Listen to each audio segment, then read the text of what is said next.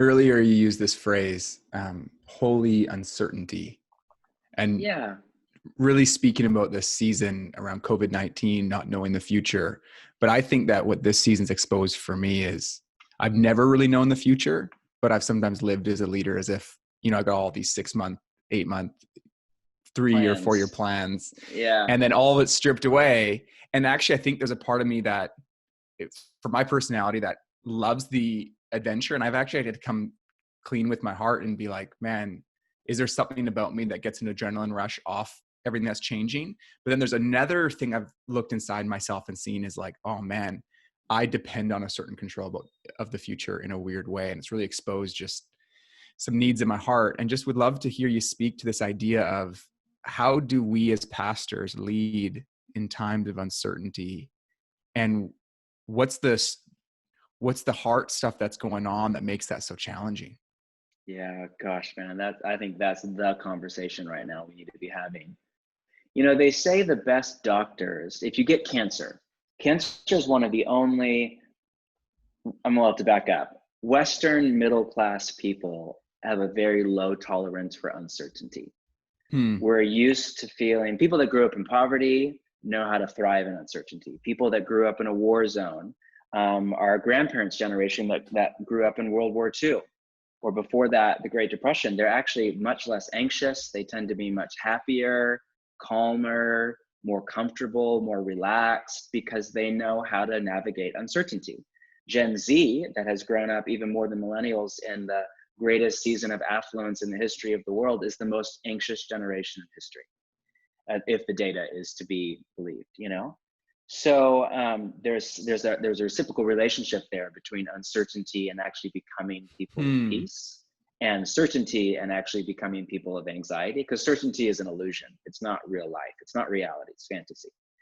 And so Westerners aren't used to it. The one kind of common leveler across the socioeconomic divide of Western culture is cancer. And most of us know somebody who has been through cancer or had a family member or friend go through cancer. And what I'm told, I've not been through that experience, but what I'm told by many of my friends is that there's a lot of frustration often with the medical system. And I'm just because the level of uncertainty, like literally, will you Hmm. live or will you die, is so high. Yeah. And what I'm told on a regular basis is the best doctors are not the ones who are the smartest and make the most predictions. The best doctors are the ones who say, here's a few different ways it could go, but to tell you the truth, I don't know, but I'm with you. Hmm. And Hmm. I think there's a lot that leaders can learn right now from doctors. I think the best leaders right now are not the ones that are attempting to make predictions. They're the ones that are saying, here's a few different ways it could go, but I don't know. And that's okay. Jesus is with us and we're together in this.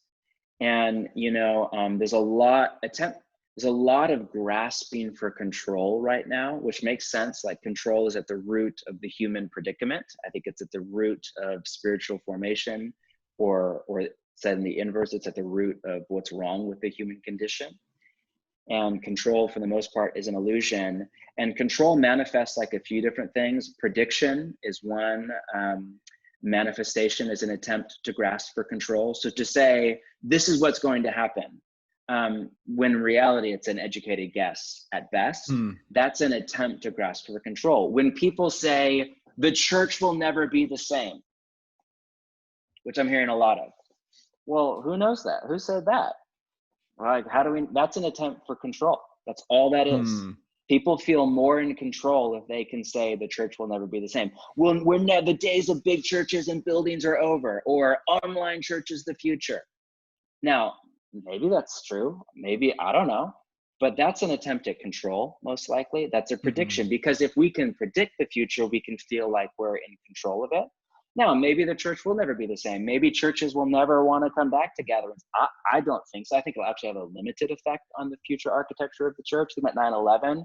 Devastating. We fly on airplanes more now than we ever have before, and we just get annoyed by TSA pre-check, So I think it'll take a bit, but I would be surprised if it was the end. Not like the church hasn't been through plagues again, plagues in the past. 100 years ago, the Spanish flu, we still built buildings after that. Actually, churches got bigger, not smaller. So I don't know. Maybe this is the end of megachurch. Maybe this is the beginning of digital church. I sure don't think so, and I sure don't hope so, but I don't know. But I think when people claim they know, again, I'm grateful for really intelligent people and futurists that can make predictions and educated guesses, but I think it needs to be held as this is an educated guess, and I could be totally wrong. Somebody out there is right about what will happen to the economy, about how long it'll be till we can gather as churches again, about what the future of the church is, about what that psychology of gathering will be.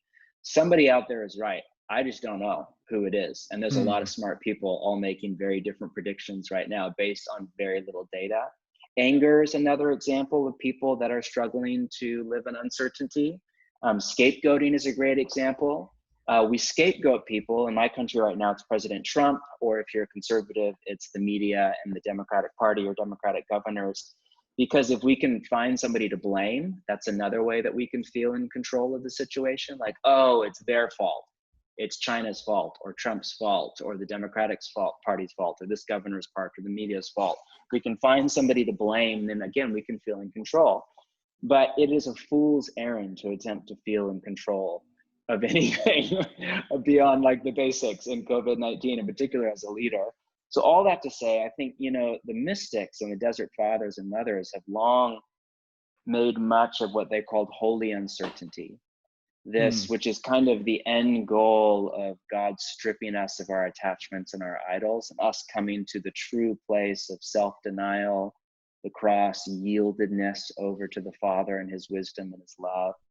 And it's an ability to, as Peterson would translate it, to live freely and lightly, to just kind of have this spring in your step. Gerald Johnson, who was on here recently, he embodies that holy uncertainty. I don't need another future. I don't need Jesus, take no thought for tomorrow, sufficient for the day is its own trouble. It's James 4. You're a fool to say, tomorrow we'll go to this city and do such and such a thing on this. We should just say, if the Lord wills. All such boasting is evil. It's evil because it keeps us from doing the good that we often know God has set before us to do today, because it doesn't fit with our plan, which again, I listened to another Eugene Peterson lecture recently, and he said that planning in secular society has taken over the role of hoping, and eschatology has been replaced by strategy. And I just thought that's so profound. We make plans to get to our preferred future, but for the disciple of Jesus, we surrender to God's preferred future for our life and his pastoring of our life. So I just think right now, the most important thing that we need to do in our own formation is release the illusion of control and yield to God and make peace. And one of the most important things that we can do for the people we lead is just lovingly say, there's a few ways it could go. We don't know. And that's okay that we don't know. God is with us. I'm with you. We're in this together. And whatever comes, comes. It's going to be okay. And I just think that's the most helpful. I could be wrong. That's just my opinion. I think that's the most helpful leadership posture right now as we kind of move forward in holy uncertainty.